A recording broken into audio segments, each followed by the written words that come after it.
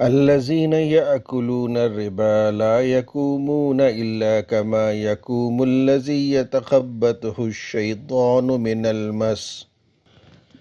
ذلك بأنهم قالوا إنما البيع مثل الربا وأحل الله البيع وحرم الربا فمن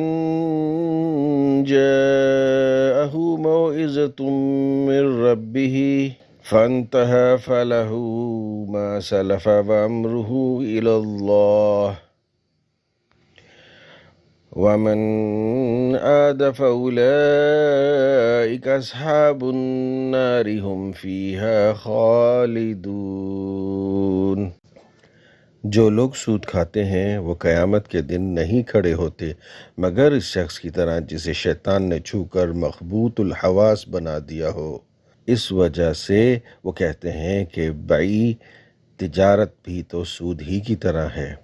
لیکن اللہ تعالیٰ نے تجارت کو حلال کیا ہے اور سود کو حرام قرار دیا ہے۔ پس جس کو اس کے رب کی طرف سے نصیحت حاصل ہوئی اور وہ اس سے باز آ جائے تو جو کچھ وہ پہلے لے چکا ہے وہ اس کا ہے اور اس کا معاملہ اللہ کے سپرد ہے، اور جس نے اس نصیحت کے آ جانے کے بعد بھی دوبارہ یہ حرکت کی تو یہ لوگ جہنمی ہیں اور اس میں ہمیشہ ہمیشہ رہیں گے۔